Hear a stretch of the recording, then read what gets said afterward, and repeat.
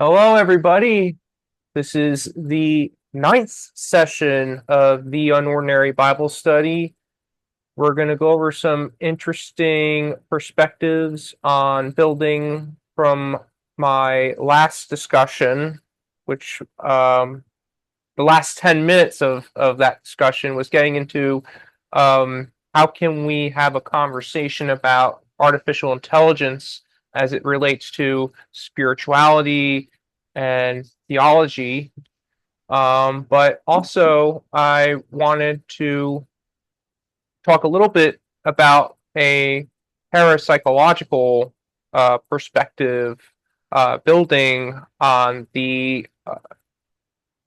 Jungian the Carl Jung psychological archetype spin that is popularized by Jordan Peterson. That's not to say that it's totally building on what Peterson builds on, but it is mostly, I would say, it is largely influenced from that. But I don't think there's much appreciation on building off these archetypes and why they matter, and that's why I want to introduce this parapsychological framing. And I'll get into that in a moment. But like I always do, I want to give a little bit of a overview of what these sessions are about and why they matter. So, without further ado, these are contemporary focused discussions. Um, Generally, I try to be very dialogue focused. Every once in a while, I don't have anybody participating. It ends up being like a monologue session, but we got some people participating today, so things are going to be pretty interesting. And so, along with the contemporary focused perspective, and what I mean by that is, and why this is the Unordinary Bible Study, is um, we're not approaching these sessions like we're going through the Bible, passage by passage. Although I'll periodically bring up certain verses and passages that catch my attention, um, periodically within the session. I have personal I just find it very underwhelming and unappreciative when your ordinary Bible studies just kind of focus on going through scripture and not really deeply exploring the connection between the passages and the reality that we live. So I think there's this issue where most Bible studies don't try to appreciate how we relate to our own experiences and how we connect that to scripture on the one hand. And on the other hand, I think there's a lack of appreciation, especially from the Christian point of view, and mostly the Western point of view. So not just Christianity, but even Judaism, where we don't have these interfaith or intra faith focused dialogues where we can appreciate other different beliefs for in terms of diversity, and perhaps maybe there's common ground that can be understood among different faiths and different walks of life, and I think that needs to be more appreciated, especially a number of people that are Christians, when they talk about Jesus being the way. It doesn't mean. I think this is and I've spoken about this in a couple other sessions in the past. I think it's misconstrued from a metaphysical point of view, and building on the parapsychological point of view, that that one has to be a Christian to live an honest life for themselves and for others, right? And what it means to have faith, outside of the Christian perspective. So I think there's not enough honest conversation among people, and I've noticed this, um, participating in a number of Bible studies virtually and in person, that there's this lack of appreciation for a multicultural, multi-ethnic attitude, being accepting of other, not just accepting, and even if we're disagreeable about other people's point of view that is dissimilar to our own in some respects, but maybe in other respects there are similarities and common ground we can build on, because we're all human. We're not perfect.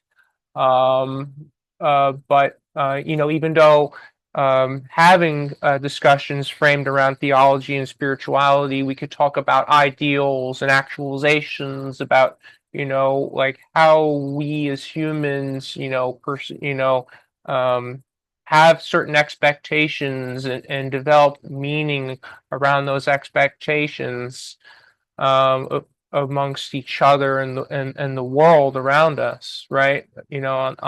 But at the same time, I think it's important that um, we have these um, kind of dialogues, that are, and these sorts of sessions that are not just biased towards one cultural point of view, but how can we how can we find common ground where it matters? And I think, like, given all the conflict and turmoil going on in the world today, uh, you know, I think it's very important to develop this common ground. Additionally, given this is a partnership collaboration with the Active Inference Institute, this is taking the lens of active inference into play, not just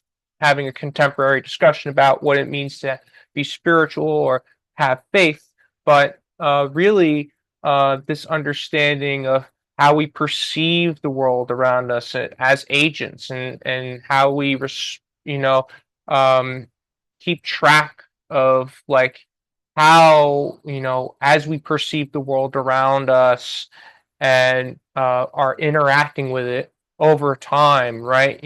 How does that play out? And active inference provides a lot of, while active inference isn't the only framework for understanding how we deal with reality and have expectations over time. Active inference is really building up, because what's really interesting about active inference is this formalization of what's known as a Markov blanket. This idea that there's this separation from internal and external uh, perception and action that we as agents have on ourselves and our surrounding environment and other agents, right? So active inference really builds on this idea of boundaries of perception and action. Um, so and the the Markovian aspect of Markov blankets has much to do with how certain events play out, and the event, how they chain together over time, how the event that happened just before the event that we're paying attention to, that is this idea of a Markovian process, that you sort of have you can have a chaining of these events as well. But this is kind of the idea of, like, why is this called a Markov blanket and not something else? This idea of having these perceptual and actionable boundaries as agents that we have internal processes, and then there's, we could think of compositions of the internalization of processes and externalities. Like we can envelop boundaries within boundaries of perception and action dynamics of agents. So that's really what makes active inference interesting. Um, I've given some spiels about active inference in previous sessions, but I don't want to spend too much time there. So this session, I really want to have dive more into what makes artificial intelligence interesting in a conversation about spirituality. As well as this parapsychological um, framing of thinking about, what does it mean to be spiritual? So I'll start with the parapsychological aspect, and then I'll shift gears into talking about, well, what's interesting about talking about AI and spirituality. So I've mentioned probably every session I've had about this idea of this psychological archetype framing of scripture, of how we can go through the different passages and relate to the caricatures or the characters portrayed through each passage. Now, what's interesting here is while many Christians do feel as if there are certain Christians that take the Bible literally word for word, and you have all these different denominations of Christianity, right? Now, what's interesting here is Kevin, who's not participating today, has brought up that it's as if the characters, as if the characters are writing their own, are writing themselves, right? It's as if you know uh, the characters have some sense of autonomy given how the passages are structured, or it's as if we can live those moments in which the characters are portrayed, yet we weren't there. Or we none of us can recall the moments that the disciples interacted with Christ, and whether or not any of or most of the most of the characters in the Bible existed or not, and does that matter?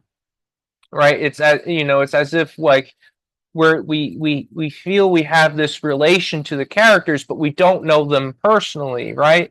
So this is what makes this is what motivates a parapsychological framing uh, towards scripture. So there's some interesting comments I made on Clubhouse I want to go over. And by the way,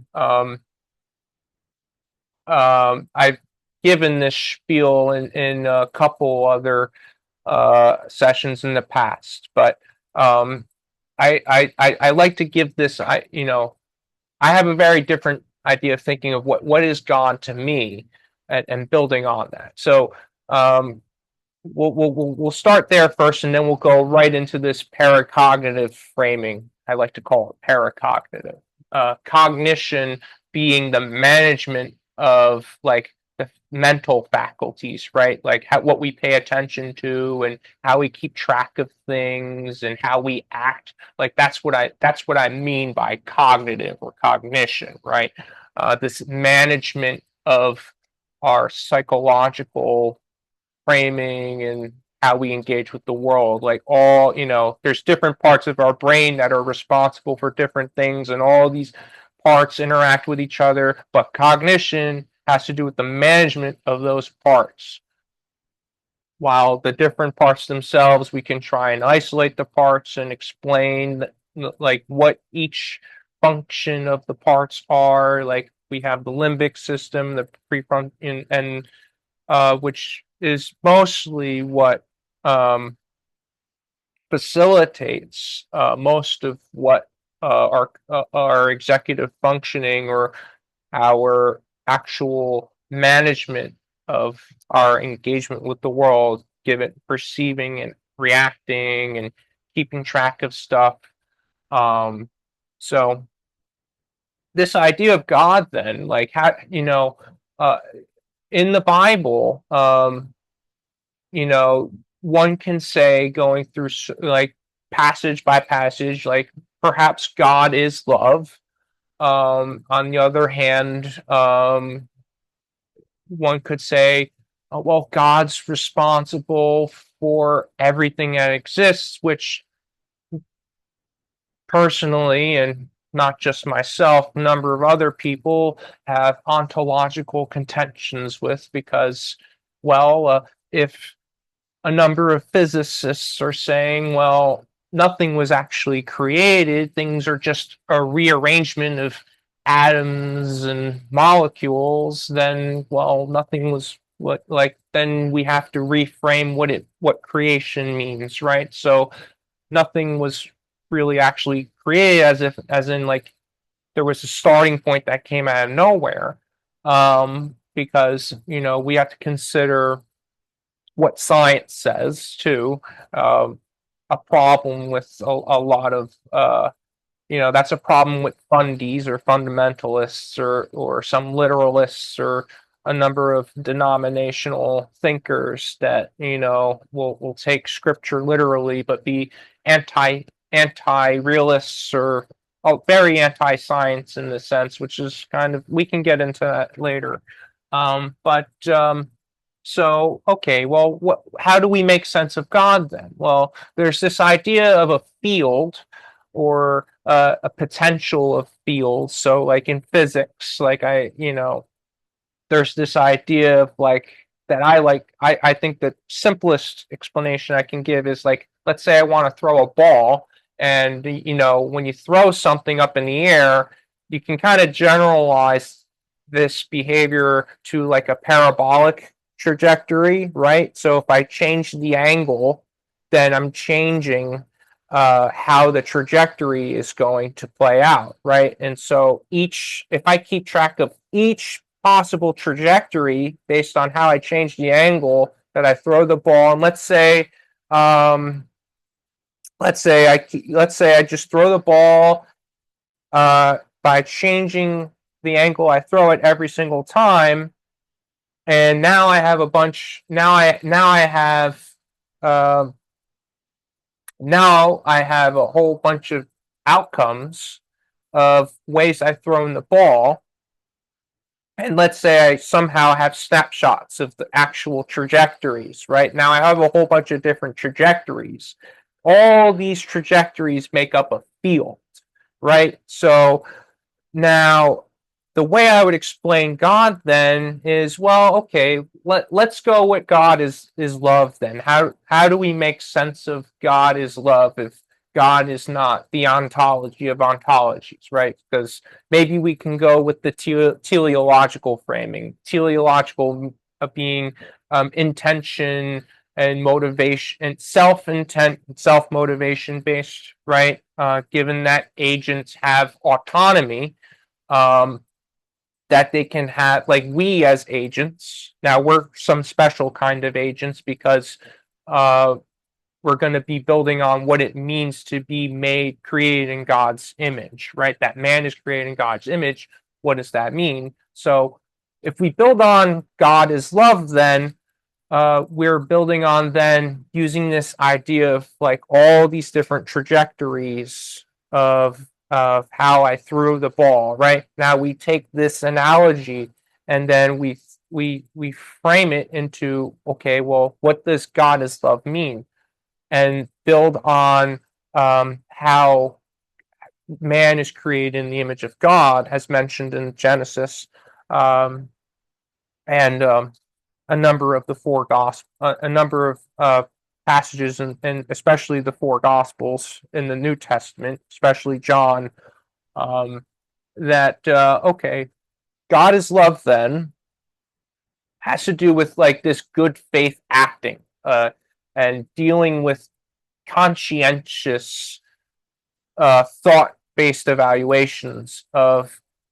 how we carry ourselves, right? Because we can go back to Genesis 22, right, where Abraham was about to sacrifice his son Isaac, or at least he felt, once he got to the mountain, and then this test to him was really him wrestling with like, we can think about this test of him whether or not he would actually sacrifice his son Isaac, right? Maybe this, we can frame this um, as if, like, he had this conscientious, this, evaluating his conscience, like this evaluation of his own conscience of whether or not sacrificing his son was the right thing to do, and he reevaluated his conscience at that moment and realized, oh, I'm not going to sacrifice my son. Instead, and this is how circumcision really became um, quite prevalent in Judaism, especially is how this this plays out, because he obviously doesn't kill his son. Um, so this idea of having this conscientious um, evaluation of our actions then, and how the good faith acting part as opposed to the bad faith acting part, right? So like, it's like, so if the if events were different, if he killed his son, would that have been a good thing or not? Well, he murdered his son. That obviously would have been a bad thing, right? And shifting forward to Exodus 20, where Moses presents the Ten Commandments via the stone tablets, right? The Ten Commandments, represent what we ought not to do towards one another, right? So this is building more on this idea of good faith acting, and how we coordinate with each other symbiotically, not just as agents, but conscience aware agents. So I make this effort of emphasizing that the reason why we are conscience uh, aware, not conscious, but conscience aware agents, has to do with the fact that we developed natural language, semantic structural cohesion, to the point that we can abstractly think about how we ought to or ought not to treat one another and interact with our environment, which um, I will say that we take Genesis 1 and John 1 to be the very moment that humans developed natural language, semantic cohesiveness, to the point where you have grammar structure and language, and now you have the very first actual human civilizations like Mesopotamia and ancient Indus Valley, right? So this pivotal moment where humans go from being cavemen to civilized, um, in the most primitive sense, civilized. I would mean here, represents Genesis 1 and John 1, right? So Genesis 1, God created the heavens and the earth and all that, and John 1 being, in the beginning, the Word was God, and the Word was with God, right? So these two moments, so John 1 being in the New Testament, and we know Genesis 1's in the Old Testament, right? These passages, from my framing, are indicative from when we transition from being cavemen to finally being able to coherently engage with each other in a way that we develop the capacity to have abstract concepts communicated and developed amongst each other, like the conception of God, right? So the moment that was possible represents John 1 and Genesis 1, right? So, and of course, I mentioned building on this idea of conscientiousness, not only builds on Exodus 20, but there are a number of examples I could use in the Old and New Testament.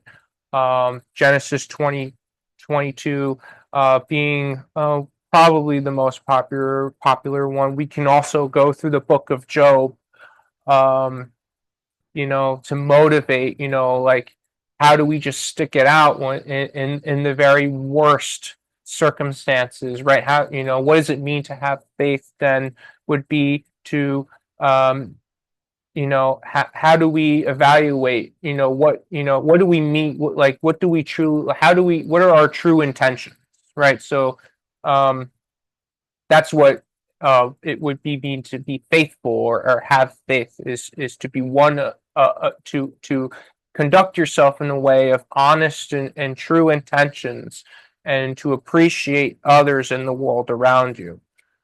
Now, okay, so I think we have enough to build on here to get to this paracognitive stuff, right? So paracognitive framing for religion and God then builds on, like I mentioned, the parapsychological archetypes. So, the personas of each of the disciples, the way Jesus carried himself, especially amongst his disciples. Now, paraconsistent systems, this is kind of interesting, right? Because on the one hand, we're building on this parapsychological framing where we feel compelled and as if we can immerse ourselves in the passages, but at the same time we weren't there, right? We don't know these characters, right? But at the same time, paraconsistent systems, right? So very simple paraconsistent system would be, and mind you, these are non-classical logic systems where you can have contradictions that are contextually contingent. So basically, let's say I make the proposition, it will rain tomorrow. And either it rains or it doesn't rain tomorrow. If it does rain tomorrow, I have a consistent system. If it doesn't rain tomorrow, then my system is inconsistent. So the context really matters. That will validate or invalidate my propositions of the system in question. And paraconsistent systems really help motivate affect, or like emotion processing, like how our brains process how we process how we feel and the stimuli we take in. And I've been finding outside of that's relevant to artificial intelligence, when we pivot to that, that we're trying to build systems that can understand how to communicate with us, and can not just automate tasks, but help us do certain tasks and workloads better and more optimally, right? So we need to be able to not only, what paraconsistency gives us some leg room into weighing in complex decisions and dealing with problems in the world, or tasks that, if you are familiar with Daniel Kahneman's System 1 and System 2, where System 1 is our tasks or decisions, or modes of behavior that don't take much thought or work to do. So, and System 2 being like modes of ways we tackle certain tasks that are more involved and require us to think more critically, and or be more mindful of how we conduct ourselves to accomplish the task. So that would be system 2 process as opposed to system 1 process. Now, additionally, I make this, I like to couple Daniel Kahneman's model with Jonathan Haidt's model of the rider and the elephant. And I like to give this interesting analogy about the rider and the elephant in the sense that, well, the rider needs to have a good grasp of the elephant. The elephant is like the actual experiencing and unfolding of like engaging with the world, while the rider represents like trying to make sense and perceive the world. So you can only imagine an elephant like going rampant, and you can't get a good handle on the elephant, right? So that's what's interesting about this rider and elephant analogy, right? That, you know, there might be some rational or irrational ways that an agent might engage with their environment based on what resources they have available to them, or like what they have experienced, you know, or the way they have experienced the world that makes them vulnerable or less vulnerable,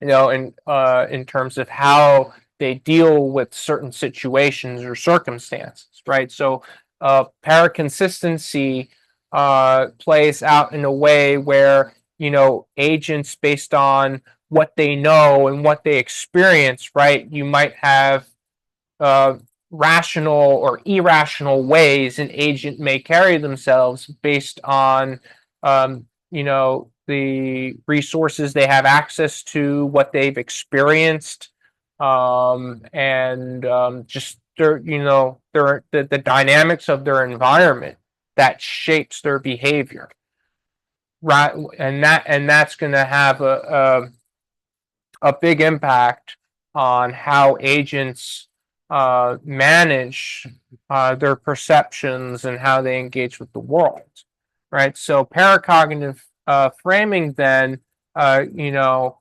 considers, you know, spirituality and religious scripture context as parameta anthologies, right? So, so we have this idea then of, if we say God then would be the ensemble of all possible ways good faith actors can act in good faith, right? And this would represent a parameta field, right? I made this mistake in one clubhouse room calling it a meta field, and then I had to backtrack and wait and be like, wait a minute, I'm working with paraconsistency here. This would be parameta, right? Because it depends on the framing of the agent, right? It depends on their world model and how they make sense of scripture and how they make sense of whether or not they feel as if they connect to the world spiritually, because there's agents that feel as if they don't have a spiritual feeling of, you know, this spiritual embrace of the world around them, while there are others that feel very strongly spiritually, right? But these agents are independent, right? You know, like one has a very strong sense that, oh, I don't know how to feel spiritually, or maybe they're atheist or agnostic in some way, right? While on the other hand, somebody who has a very this spiritual embrace of themselves, you know, they might identify as a Christian, a deist, or maybe they don't really identify with a particular faith, but they feel as if that, not to call it supernatural, or they feel that there's a sense that there's more to the world than them and their perceptions of the world, right? That's what this is really building on. This idea that, well, there's a lot of unknown and uncertainty about how, not only how we navigate our own circumstances as agents, but how we make sense of the world, and how that brings to light how we coordinate with each other, right? That and this is what makes bounded rationality interesting to me, to bring into the picture here, at least, is that as agents, we have a limited understanding of the world around us, and we have limited access to resources, right? Like we can't know everything, and we don't we there's only so much we can do to perceive and engage with the world around us at any given point of time, right? There's only so much information we can have access to at any given time, and there's only so much information and resources available to us, hence bounded, right? And rationalizing, hence rationality. And I think this is pretty interesting to build on here. Then, with the parapsychological manifestation of hyperactive agency detection devices comes into play in terms of, okay, there's certain parts of the brain that that light up, or we notice certain patterns uh, um, that we notice certain patterns of behavior that are associated with spiritual experiences. So that's what motivates parapsychological framing and this idea of hyperactive agency, that agents are have moments of hyper awareness or hyper arousal that's associated with this hyper awareness of making sense of the world and their interactions, their perceptions, and whatnot. Now, then anything spiritual then would be parapsychological based on this. That would be that this is based on agent-based independence dynamics of world modeling. God can both exist and not exist, given that independent agents have a world model framing that envelop their persona to be that enables them to perceive and come to that framing of mind that, you know what, based on how I experience the world and view the world around me, I may or may not think God exists, right? But I've actually made this pretty interesting. I don't want to call it a trope, but one thing I will say is, like, you know what? How about God can exist, not exist, and inconclusively exist all at the same time if there are agents that all exist independent, they all exist at the same time, and they think independently, and they have very strong perceptual leanings on either of those positions all at the same time, which is quite wild, and then envelops paraconsistency here, right? So this is interesting. So and a lot more studies are that examine this idea of hyperactive agency is really building on traumatic experiences, and developing of a world model from childhood. So then the burden of proof is personal, and only interpersonal with mutual beliefs, right? So if one feels that if we're going back to, like, okay, well, how can God exist, not exist, and inconclusively exist at the same time? That burden of proof is a personal burden, because this is an abductively leap of faith, right? It's you're not going to use scientific methodology to show like, what does it mean to be spiritually inclined to one mindset as opposed to another. This is abductive in the sense that you take whatever reasoning that feels compelling and you go with that reasoning, and hence abduction. And this is obviously different than induction or deduction. It does not involve using inductive or deductive uh, principles to build on. So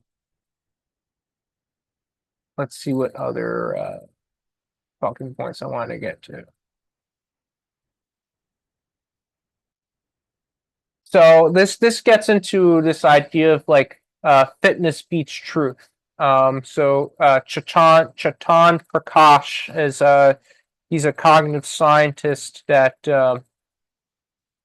put out a couple papers. I think the one that I'm referring to is back in I think it's 2019.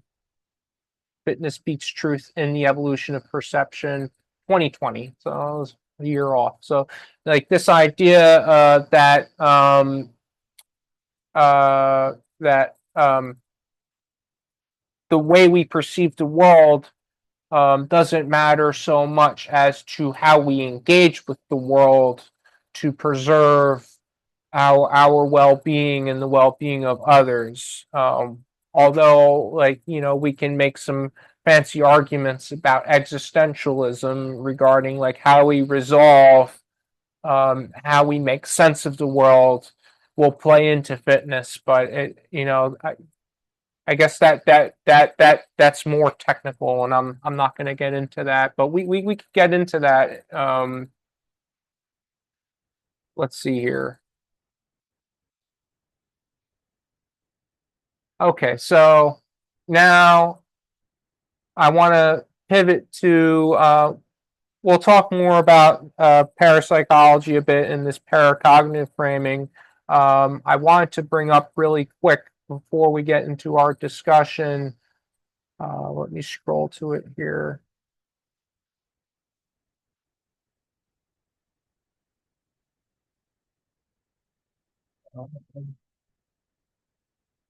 So to lead into this conversation about AI, in Jewish folklore, there is this being called a golem, and I found this interesting article that I'm just gonna read a couple snippets here, and then I'll connect some interesting points that came to mind. Uh, so it says here, and I'll send this to you guys. It's from learnreligions.com. In Jewish folklore, a golem is an artificial humanoid made of clay, soil, or dust brought to life by a series of rituals and magical formulas. According to legend, golems could only be created by a powerful rabbi who either inscribed the word emeth, which means truth, on the golem's forehead or placed a piece of parchment bearing the word Shem, which means name, in the golem's mouth. So now here's the kicker here. Um, it says that whatever the golem does, the way the golem behaves, whether it causes havoc, and turmoil, that falls back on the responsibility of the creator of the golem, right? So this got me thinking about, well, there's something interesting about AI and machine learning research and developing large language models and how they scale out and like what we expect of them, right? And we can only hold ourselves accountable to the outcome of like how we engage with them, and whether or not they cause more problems or that rather than less problems, um, in terms of how humans engage with one another or causing more conflict in the world, right? So I think this is interesting to build on and relate back to, right? Because we're building out, there's so much resources being invested into AI, yet it's so, we don't feel very confident about how sustainable these systems are, how well they can scale out, how cost effective they are. I mean, like they're so resource heavy, and you could look into all the research out there and all the insights out there. And there's a lot of concern for how costly these systems are, and just how much, how imperfect they are, and like how often they hallucinate, how they summarize information, rather than actually break it down in a deep and understandable way. There's a lot of problems with these with AI systems, and I just think it's ironic how we can go back to Jewish folklore and see and make this connection. Like, wait a minute, these systems are basically golems, and we don't need to do any fancy. We don't need to conduct any fancy rituals and magical formulas. Well, maybe mathematics and coding is the series of rituals and magical formulas, but anyway, I think I rambled on long enough. Interested to see what Dazni has to say. I guess Kunal dropped out, but yeah, let me know what you think. You have to let me know what question in particular do you want me to answer? Yeah, I guess like we could talk about the parapsychological framing first, and then we can go right to AI. What do you feel comfortable with? You just have to explain it and then we can have a conversation. Or the Yeah. issue, the main issue that you're interested in having a dialogue about. Okay. Yeah. So I guess let's start with what I just finished talking about regarding like how do you feel about um the the prospects of artificial intelligence and how that relates to Jewish folklore, not just Jewish folklore. This is probably the one thing that really stood out when I looked up artificial beings or ancient artificial intelligence. When I did like a raw Google search, I looked it up and I found, oh, well, there's this reference to Jewish folklore. And by the way, it's going to be songs.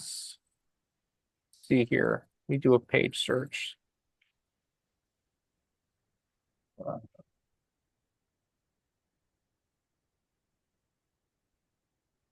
think it's Psalms 139 verse 16, right? Which doesn't make a direct reference to the word golem in the newer translations. Let's see. It says all the days ordained for me were written in your book.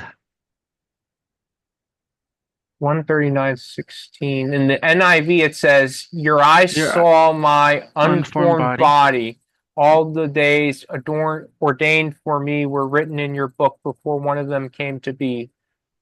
Hmm. So that's the reference that is made here in the article that I just shared from Learn Religions, talking about the folklore behind golems. It makes a reference to Psalms 139:16, but it doesn't mention. But and like I said, maybe because it's talking about an older translation or the actual maybe the Hebrew version. Um, You have to let me know what you want to discuss. For example, as I read this, I think what it's referring to, knowing that this is written by David, I think the end of it by Solomon, if I'm not mistaken, it's saying that before I was, you were, and you knew me, and everything that will happen in the days to come, you already know. I think sometimes people use this verse to say that if everything I'm going to do is already known, then I don't have a choice in the matter. Or is that the discussion that you want to have?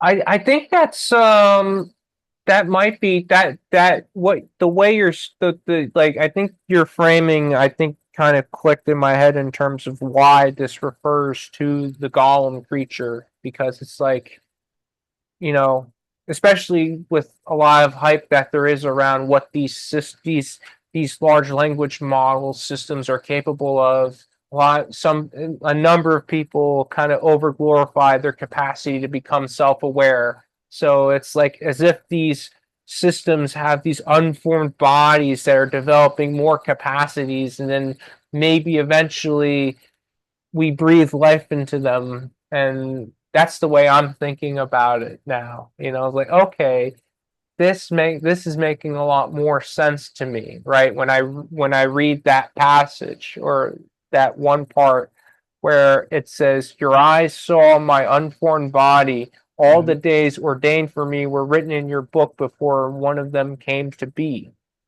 Hmm. Right? That these models are being fed information that they're pre-trained on the one hand, right? And then they're engaging with end users, right? So they're getting even more information that's complementing the pre-training that they already have, right? So like now they're going through this post-training phase as opposed to the pre-training that they're initially equipped with, right? Hmm. Hmm.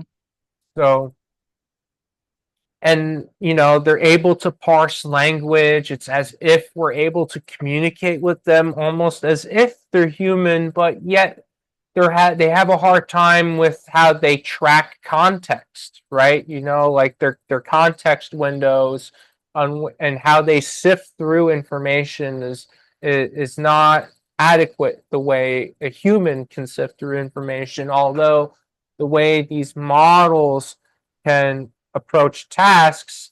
If I ask a model to get me a definition, or if I ask the model to, like, oh, like, can you get me a snippet of code that will help me make a plot? Or it's interesting how these models, like, if I ask it to make an image, like, I like to do this. I like to make this habit of, like, asking the model to make a cybernetic cat dressed as a friar, right? I get I get a cat that looks like a cyborg that's dressed like a friar. It's pretty wild, right? How Hmm.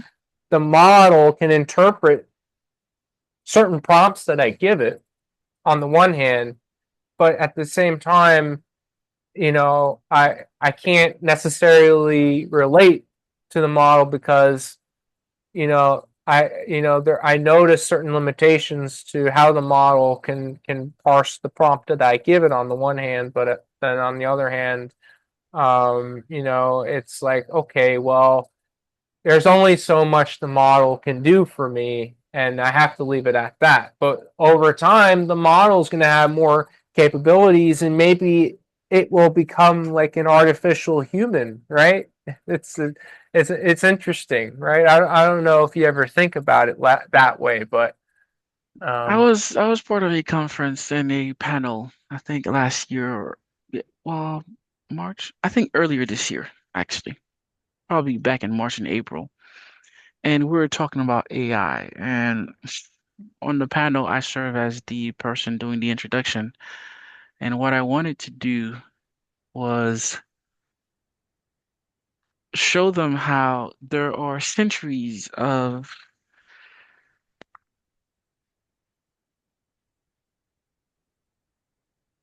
warnings that were presented to us about how AI will be formed and what it will look like. So, for example, I showed movies such as Megan, mhm, uh, The Terminator, and other movies, and showing that there is always a lesson where, and even there's this book. This is not my expertise, but there's this thing that was written about um, three things that a robot should never do. Right? Do not harm a human. I think it's called the three laws of robotics. You ever heard of that? oh A yeah, robot should never harm yeah, a human, and a hmm robot should never harm somebody, and all those other stuff. So we were having this discussion, and we had the actual expert um talking about AI, and he said this thing, and he said it's not artificial intelligence, it's alternative intelligence, hmm meaning that nothing about what AI does currently is artificial. Like I've never used ChatGPT, but I've used Google Gemini. I remember the first hmm time a few years ago I used Google Gemini and I asked it to edit something and it did a very good job. And then I decided to ask it, well, continue to paraphrase this, using 200 words or 300 words or 1,000 words. And in seconds, it was able to do so. I don't think the human mind, as we know it presently, can do what AI can do. And so, if you're using the verse to say, before it was created, we knew what it would become, I don't necessarily think that's true. I think AI has advanced a lot quicker than expected and has Hmm. reached deeper depth than, I guess, as a end user, I'll say so. Maybe as the person who created AI, they may think differently. Hmm. Yeah. Yeah, yeah. I guess it. I think like there's certain trade-offs to be an AI as opposed to being a human, right? Because as an AI, like there's there's like this lack of being able to track context windows properly. Like if I ask it to do math out, that like advanced math, like I tried to work through math books with AI, and it stumbles a bit. It wants to keep summarizing certain snippets of information that I feed it instead of like, no, like can you break this down for me? And it's weird. Like there's certain moments where the AI can't do what I tell it to do, or maybe I give it like maybe I want to generate an image, right? And it doesn't give me what I want it to give me. Like there's certain stumbling points where it's like, well, it's trying to be clever and parse the tokens that I feed it in the prompt and match those tokens with whatever's in its database, right? Based on its pre-training and its post-training, right? So, in another sense, it's like, okay, well, I feel like the way the models hallucinate kind of relates to how like we confabulate, like we as humans can confabulate information in a sense too, right? Or like how like even we have problems keeping track of context. So it's I guess in that sense, not only is it easy to anthropomorphize our own being with how AI functions, but um Wouldn't that make it human? um And I also, think, why do you say that it's AI is unable to do something when perhaps the user, us, we're unable to tell it exactly what we want from it? So if you're yeah, saying that you want the cat to look a certain way, I think you have to be as descriptive as possible so that it does so. yeah, Yeah. sure. Yeah, I agree with that. But one thing I can bring up here, my my wireless mouse sometimes messes up on me. Just had that open. I don't know what happened here. Ah, I started going through this survey that goes over the limitations of these models. It's weird that I thought I had this opened, but that's okay. All right, here we go. Give me a second here.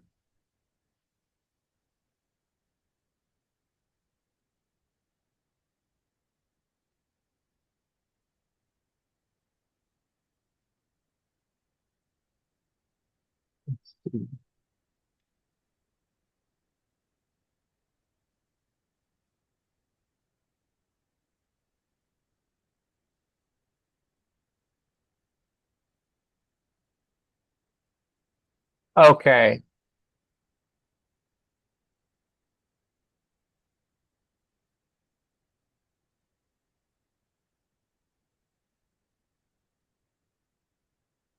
A fundamental philosophical question is whether agents, often powered by large language models, can truly perform reasoning. By definition, language models generate outputs by predicting the next token, a mechanism fundamentally different from human reasoning. From an outcome-driven perspective, these input-output systems exhibit reasoning ability phenomenologically, as they produce meaningful outputs compared to a reference system generating arbitrary responses. However, regardless of the perspective taken, this capability remains imperfect, particularly when handling complex logical and numerical problems, which are crucial for scientific knowledge discovery. Agents and LLMs struggle with hard reasoning tasks. Agents and LLMs also struggle with quantitative and symbolic problems. The state-of-the-art LLMs that power autonomous agents are trained on nearly all publicly available textual data, including websites, books, and other sources, thereby encompassing most common knowledge as well as publicly accessible specialized knowledge. However, achieving an agent that can seamlessly integrate all existing human knowledge remains a significant challenge. And then here's one more snippet here. At least three types of knowledge sources may not be included in LLM pre-training. One, paywalled or unpublished knowledge, including non-open access publications, industry-specific data, and failed experiments. They are often not accessible to public models despite their potential value in refining domain-specific insights. Two, empirical knowledge. Heuristic decisions by experts are often effective, particularly in scenarios where no existing data is available for a new problem. However, large amounts of expert heuristics are typically not accessible as textual data. Three, contextual or situational knowledge. Knowledge related to real-world conditions such as safety protocols and chemical reactions or equipment handling is often absent from pre-trained models but is essential for practical applications. Additionally, integrating diverse knowledge sources presents challenges in reconciling conflicting information. Establishing a system to assess the levels of evidence of different knowledge fragments, such as quantifying reliability and verifying references, may be necessary for effective knowledge fusion. So that was a pretty interesting, I guess, perspective on the limitations of these systems currently. That they they don't have embodied capacities to experience and react to the real world around them, which is a big issue. This idea of being able to do quantitative reasoning and complex reasoning. I think they're pretty good at, like, if you give them a redundant task, like or something meticulous, like if I want to, like, find papers for me, or maybe it can sift through a paper and find some talking points, but then I might have to prod at it a little more because it missed certain other talking points. I think these models are good for that. And like writing, like certain, like, formal writing tasks, like making a resume, or Hmm.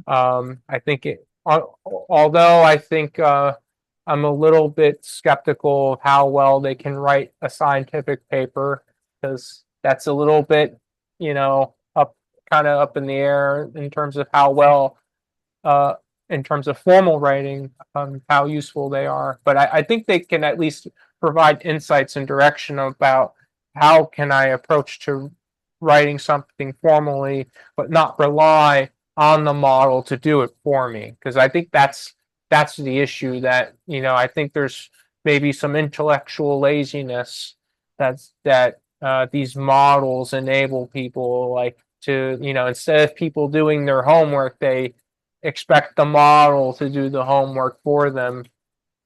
I'm sure you might feel a similar way about the intellectual laziness aspect, but that might be getting a little off topic if we veered to that direction. But it these models, they do give this feeling that they obviously they have intelligence. The question is, is it human intelligence, or is it some, like you said, an alternative Alternative, yes. intelligence? I like that framing. That's pretty interesting. Yeah. Um, I mean, if we're using the idea of God, our intelligence comes from God, right? If we believe that He exists and that He mhm, created us, and from us now we have our own intelligence, and we try to create our own sort of beings, right? Which we'll call AI. And mhm, AI has a lot of intelligence that's based on what we know and what we've been able to feed it. If it's good, if it's bad, if it's racism, if it's love and care, right? All of those things will be learned and understood by the machine and will then produce exactly what it is taught. mhm, So, as a result, I have to say that AI does have a sense of humanism within it. It may not be perfect, just as we don't know we resemble God, but we're also not God. mhm. And the parallel may be the same for us as it is for AI. Now, AI can you so and to go further a little bit, I think we can say that AI is able to you can tell an AI machine to tell you a sad story. Mhm. You can tell an AI machine to cry or to draw something like you said. And perhaps it's not actually crying. Perhaps it doesn't actually feel pain, but it can act as if it does. Mm, And sometimes, even as humans, we're showing emotions that are not true to what we're actually feeling. mm, And so maybe, well, I don't think it'll ever get to be a human being, but I've seen stuff, I don't know if it's true or not, where people will soon have AI wives and husbands because they're going to have a human body and uh, all these other stuff. I'm not too sure, but I don't know. mhm. And so you're saying that no matter how far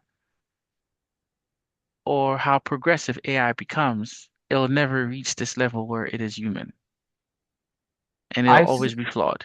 I think that anything that's an agent in general um, is limited by bounded rationality, which means that like we as agents, and especially AI, being agents, like they are vulnerable to to circumstances, environment, and how they're able to interact with the world, right? So I think that's just going to be a perpetual problem in a sense, like for Hmm. anything that's an agent, like anything that has some degree of autonomy to engage with the world.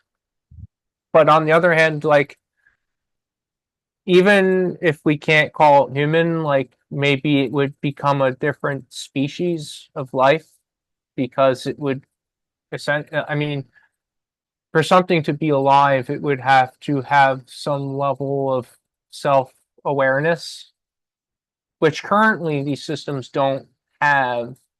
Uh, self, they're not autonomous, right? Like maybe they're about semi autonomous, but like I guess like the it's interesting to debate whether like what does it mean for something to be alive. I would say it has to be fully autonomous, but to be semi-autonomous, I mean that's a little tricky to say like that something is considered like we could call this an organism now because it has some autonomy but not total autonomy. But then again there's things that are alive that have autonomy, but they're limited in their autonomy, right? So like then you can go on a different spin there, right? So I would say like You would have an artificial organism because we made it with materials we would call it an artificial organism, but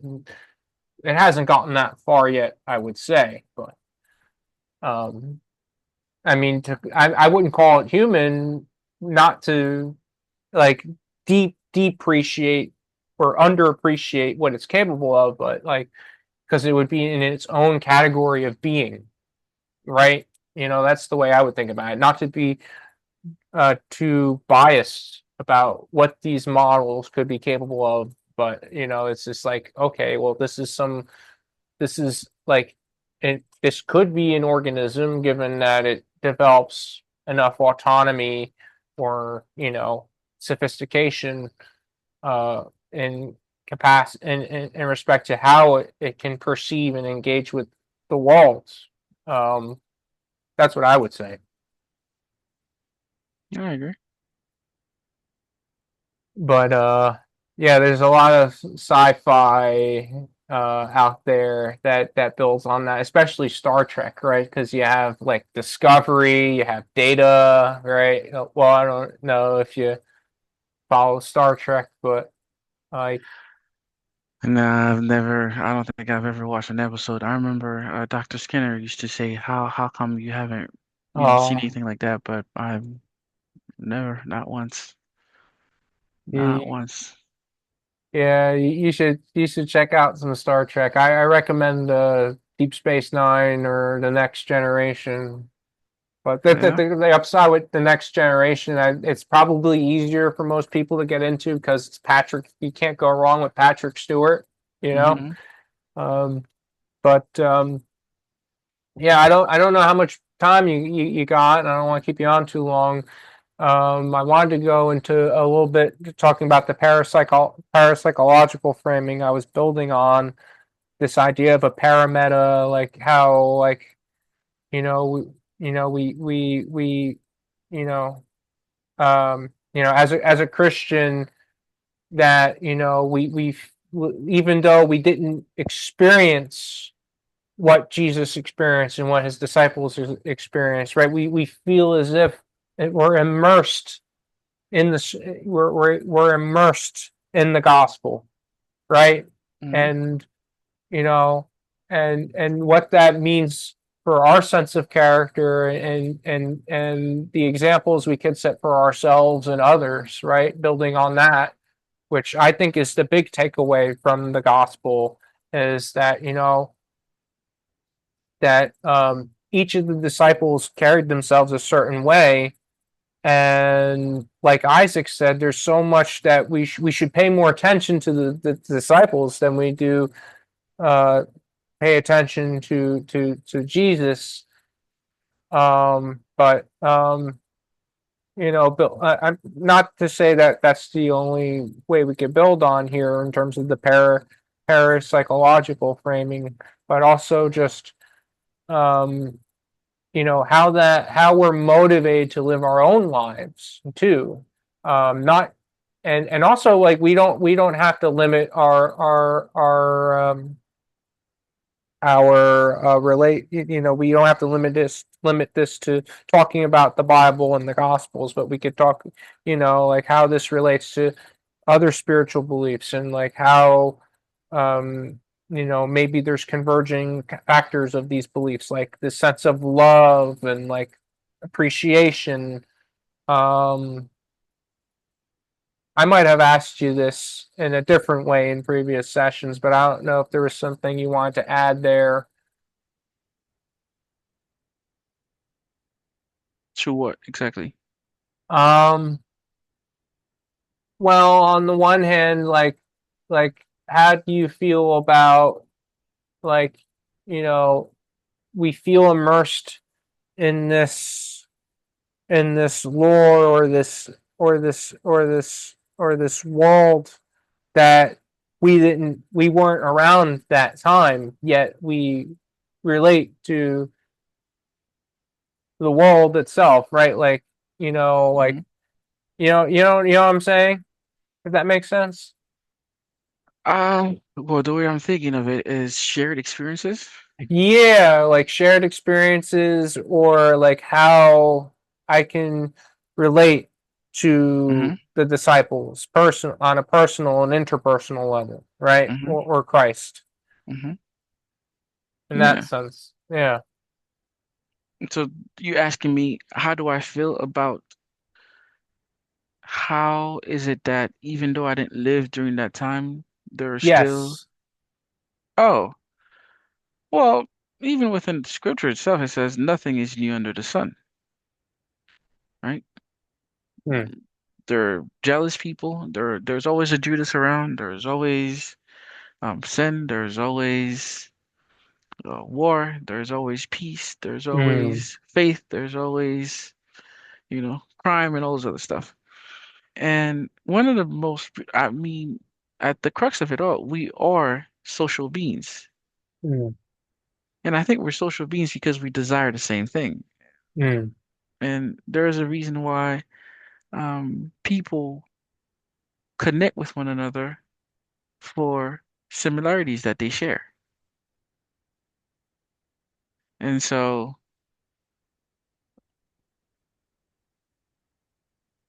being unique in this world would not serve us very well. However much you want to be different, someone else in another part of the world is quite similar to you. I've even seen posts on social media actually where they'll show a picture of you, for example, here now in 2025, and there'll be a picture of somebody else in 1935 who looked just like you. Okay. And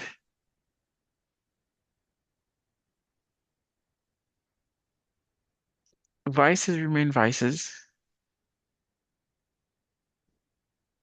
It's really hard, even us currently creating AI, it's not too different than uh this book or this story in the chapter where they talked about, I think, the Babel something, where they tried to create this high building or whatever it Tower of was. Babel, Yeah, right? Tower of Babel, yes, so that they could reach heaven.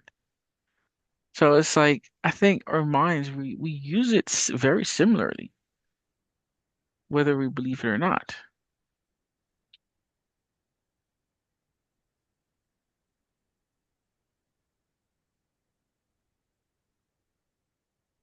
Yeah, it is quite poetic, huh? And I think there are nuances that can take place.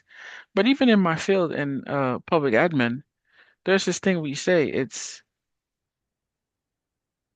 old wine in a new bottle.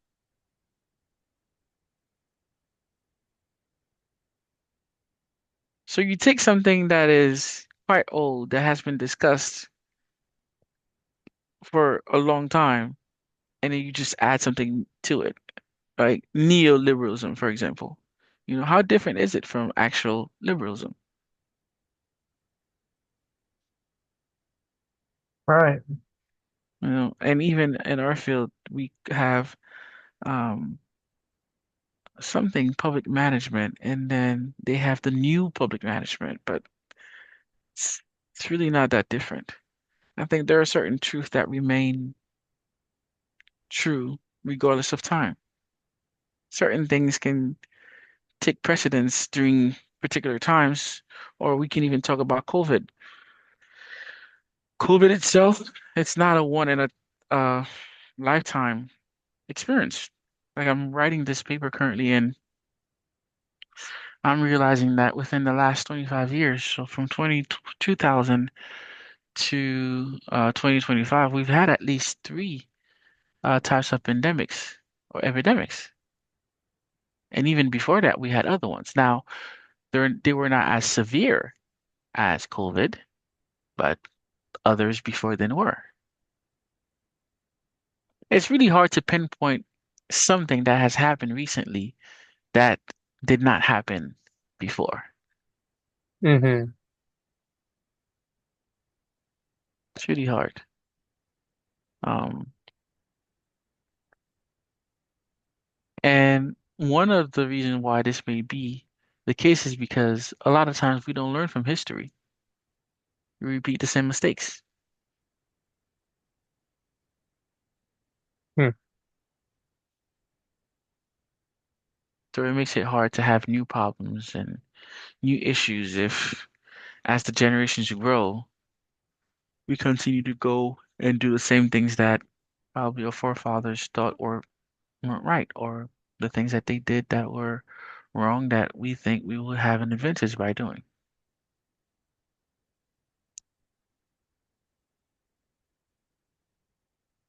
Yeah, it seems ironic in a sense. Like there's this cyclical nature of like human conflict, then like now there was a quantum photonics uh room where two physicists that were presenting work where they were talking about a cyclical model of the universe, how it expands and then it contracts, and it's like kind of like a heartbeat almost, like it expands and contracts. Mhm. Um, so it's interesting, like this idea of a cyclical a model of like how things turn out to be um just plays out. Although I don't think I think like the cyclical model is kind of like a placeholder for not being able to describe certain aspects that for some reason like it takes us longer to be able to develop that nuance and then say, okay, wait, it's not really cyclical, like certain different things happen in different periods of time, or over time, even with human civilizations, there might be certain periods of like where empires flourish and then and they retract, or like there's certain moments where economies flourish, or they don't do well and they flourish again. Like it seems like there's like periods of fluctuations that we tend to account for rather than like repeating mistakes like as naively, or maybe that historically and politically maybe that is the case. But it's interesting that you brought that up. I will say. Yeah, yeah. Yes, indeed. All right, well, I think I don't know if there was any other talking points you wanted to bring up, but I think we covered a decent amount of content here. I would agree. Well, all right, mate. I guess we'll call it a night. Indeed. All right. Take it easy, mates. You too.